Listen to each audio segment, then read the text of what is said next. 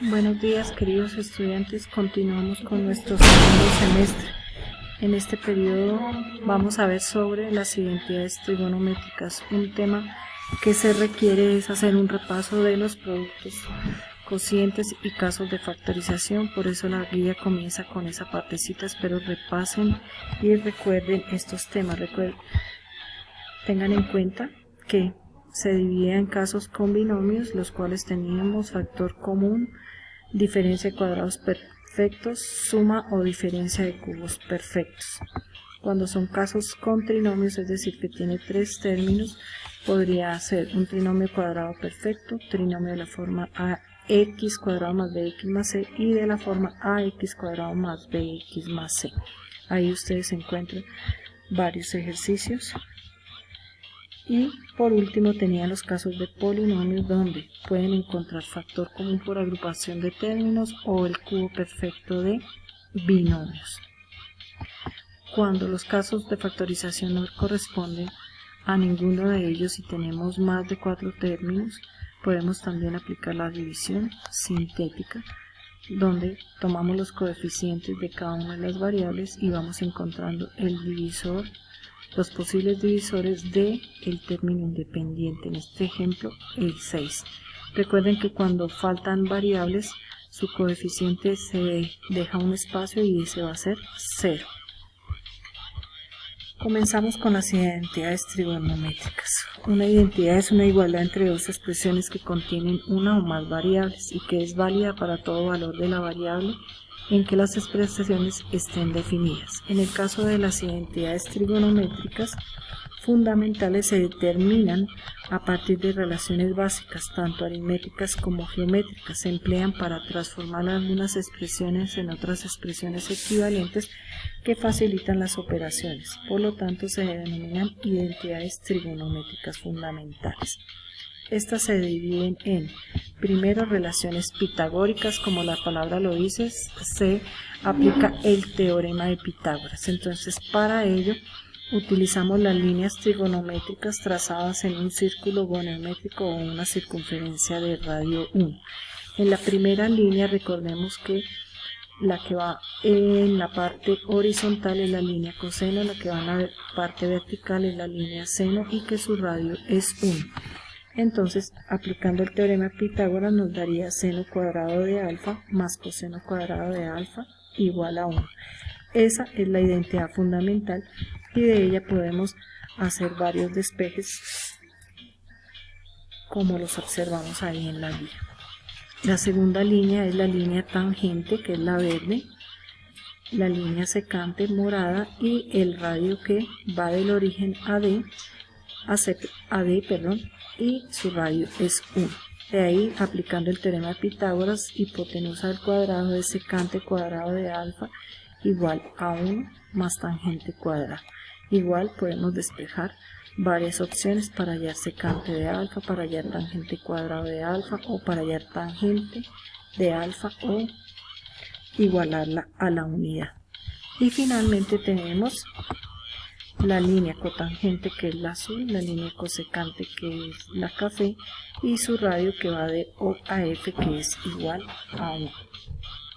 De aquí tenemos que cosecante cuadrado de F es igual a 1 más cotangente cuadrado de alfa con sus respectivos despejes. Las segundas identidades fundamentales son las relaciones de cociente. La misma palabra lo dice, es una razón o cociente entre dos funciones. En la primera tenemos que tangente de alfa es seno sobre coseno y la segunda que cotangente de alfa es coseno sobre seno. Y finalmente las relaciones recíprocas o inversas, que se deducen de las definiciones, que secante de alfa es inverso a el coseno, que la cosecante es inverso a la función seno y que la cotangente es inverso a la función tangente. Ahora analizaremos algunas aplicaciones de las identidades trigonométricas fundamentales. Estas nos permiten encontrar el valor de otras razones de acuerdo a la condición dada. En el primero nos dicen que seno de alfa es raíz cuadrada de 17/17avos y que el coseno de alfa es igual a 4 raíz cuadrada de 17 sobre 17.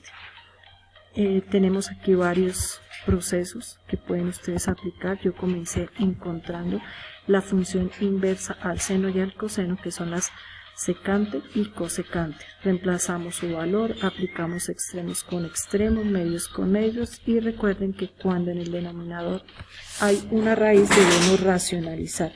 Recuerden que racionalizar es multiplicar por la misma raíz tanto en el numerador como en el denominador para que la raíz del denominador tenga una raíz cuadrada exacta.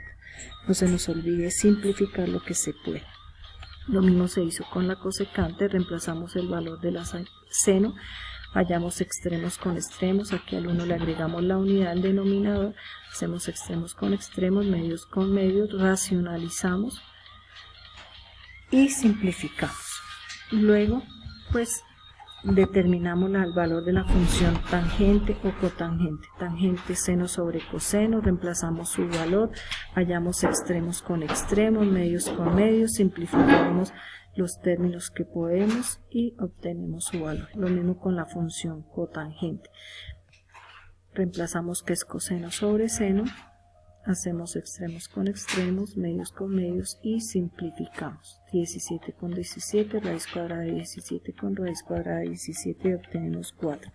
Aquí otra forma de hallar el valor de la cotangente había sido también utilizando la identidad recíproca, donde cotangente es inverso a la tangente. Recuerden que el inverso es invertir la fracción, lo que está en el denominador pasa al numerador y lo que está en el numerador pasa al denominador, y 4 dividido entre 1 nos daba 4. Otra de las aplicaciones es solamente conociendo el valor de una razón y nos dan el ángulo de ubicación según el cuadrante, si está ubicado en el primero, segundo, tercer cuadrante. Aquí partimos de la definición de las identidades pitagóricas, donde tenemos que el coseno de alfa es igual a más o menos la raíz cuadrada de 1 menos seno cuadrado de alfa. Reemplazamos su valor, desarrollamos su potencia, restamos los fraccionarios hallando el mínimo común denominador, restamos en el numerador y hallamos su raíz cuadrada. Como la raíz tiene dos opciones, positiva y negativa, pero nos dicen que el coseno de alfa es menor que 0, es decir, negativo, por eso tomo la opción negativa en su raíz y decimos que el coseno de alfa es menos 12/13. Para hallar el resto de las funciones, entonces, estoy utilizando la función recíproca o inversa. Como sabemos que el seno de alfa es 5/13 y es inverso a la cosecante, lo que está en el denominador lo estoy pasando al numerador y lo que estaba en el numerador paso al denominador. Lo mismo con la función secante. Invertimos el valor del coseno. Antes teníamos menos 12/13, ahora para el valor de la secante nos quedaría 13/12. Y finalmente vamos a hallar el valor de la tangente. Sabemos que tangente es seno sobre coseno, reemplazamos el valor del seno, reemplazamos el valor del coseno. Si nos fijamos, el denominador es igual, los podemos simplificar, lo que nos da menos 5/12. Si no lo recordamos, entonces hacemos extremos con extremos y medios con medios. Simplificamos y obtenemos el mismo resultado. Y para encontrar el valor de la tangente estoy utilizando su función inversa. Si la tangente vale menos 5/12, su cotangente vale 12/5. Otra de las aplicaciones es simplificar expresiones trigonométricas a unas más sencillas, y en este caso tratamos de reemplazar toda función seno o coseno y utilizamos procesos algebraicos, casos de factorización, suma o resta de fraccionarios. En el primero nos piden simplificar secante cuadrada de alfa menos 1 por cotangente. Entonces nosotros, por las identidades fundamentales, en las identidades pitagóricas sabemos que secante cuadrado de alfa menos 1 equivale a la tangente cuadrada de alfa. Entonces por eso tomamos ese valor y sustituimos a tangente cuadrado de alfa. También por las identidades inversas sabemos que la cotangente es inverso a la tangente. Esto nos permite simplificar porque aquí tenemos un producto. Recuerden que solamente se puede simplificar cuando son productos. Tangente con tangente nos daría tangente. En el ejemplo número 2 sabemos que 1 menos seno de alfa, aquí por favor corregimos, es 1 menos seno por 1 más seno, tenemos un producto notable, el producto de la suma por la diferencia de dos cantidades, entonces sabemos que esto va a ser igual a una diferencia de cuadrados. Tomamos la primera cantidad que es 1, la elevamos al cuadrado y que seno de alfa es seno cuadrado de alfa. Por identidades pitagóricas sabemos que 1 menos seno cuadrado es coseno cuadrado de alfa y de esta forma yo puedo simplificar coseno de alfa con un coseno cuadrado y obtenemos una expresión más simplificada. La última aplicación es la demostración de las identidades trigonométricas. Recuerden, no se pueden transponer términos de un lado al otro lado de la igualdad, no se puede, se recomienda transformar el miembro más complicado de la igualdad a un miembro más simple.